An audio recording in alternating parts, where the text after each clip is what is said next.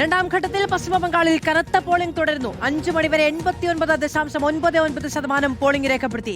നോബിൾ മാലിക്കാരൻ വിവരങ്ങളുമായി ചേരുകയാണ്. നോബിൾ, ഇത്തവണത്തെ വോട്ടെടുപ്പ് ബംഗാളിന്റെ ചരിത്രം കുറിക്കാനുള്ള വോട്ടെടുപ്പാണ്. അതിൽ അത്രമേൽ ആവേശത്തോടെ പങ്കുചേർന്നിരിക്കുന്നു 2 ഘട്ടങ്ങളിലും ബംഗാളിലെ വോട്ടർമാർ.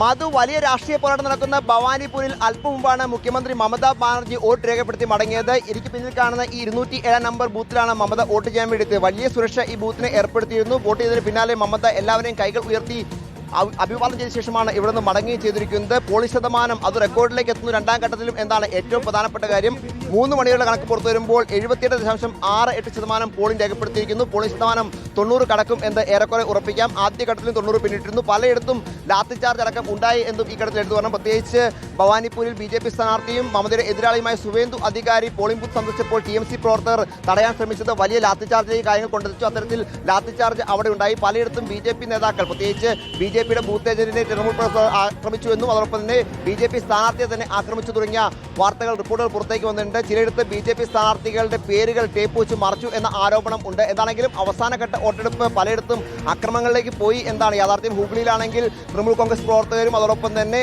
മറ്റ് പാർട്ടികൾ പ്രവർത്തകരും തമ്മിൽ ഏറ്റുമുട്ടുന്ന സാഹചര്യം ഉണ്ടായി. പലയിടത്തും BJP TMC അതിക്രമം, സംഘർഷമൊക്കെ ഉണ്ടാകുന്നതാണ് പ്രധാനമായും കാഴ്ചയായിരിക്കുന്നത്. എന്താണെങ്കിലും കേന്ദ്രസേനയുടെ വലിയ വിന്യാസം ഉണ്ടായിട്ടും അക്രമങ്ങൾ ഉണ്ടായി എന്നാണ് പ്രധാനപ്പെട്ട കാര്യം. ഇനിയിപ്പോൾ വരും മണിക്കൂറുകളിൽ അക്രമങ്ങൾ ഒഴിവാക്കാൻ കൂടുതൽ ജാഗ്രതാ സേനകൾ പുലർത്തുന്നുണ്ട് എന്ന് അറിയാൻ കഴിയുന്നു. കാരണം അവസാന മണിക്കൂറുകളിൽ അക്രമങ്ങൾക്ക് സാധ്യതയുണ്ട് എന്ന ചില വിലയിരുത്തൽ ഉണ്ട് എന്നാണ് അറിയാൻ കഴിയുന്നത്. എന്താണെങ്കിലും വാശിയേറിയ പോരാട്ടമാണ് നടന്നുകൊണ്ടിരിക്കുന്നത്. ആര് വിജയിക്കും എന്ന് പറയുക ഈ ഘട്ടത്തിൽ അപ്രായോഗികം എന്ന് തന്നെ പറയേണ്ടി വരും. കാരണം അത്രയ്ക്ക് വാശി എല്ലായിടത്തും നമുക്ക് കാണാൻ കഴിയുന്നു. 142 മണ്ഡലങ്ങളാണ് ഇപ്പോൾ വിധി എഴുതിക്കൊണ്ടിരിക്കുന്നത്. 6 മണിക്ക് വോട്ടിംഗ് അവസാനിക്കും. ഇതോടെ രണ്ടാം ഘട്ട തെരഞ്ഞെടുപ്പ് പൂർത്തിയാവുകയാണ്. 5 സംസ്ഥാനങ്ങൾ തെരഞ്ഞെടുപ്പ് പൂർത്തിയാവുകയാണ്. ഇനിയിപ്പോൾ വൈകിട്ട് എക്സിറ്റ് പോളുകളുടെ സമയമാണ്. ആ എക്സിറ്റ് പോളുകളിൽ ആർക്കൊക്കെ മേൽക്കൈമ ഉണ്ടാകും എന്ന് പ്രധാനപ്പെട്ട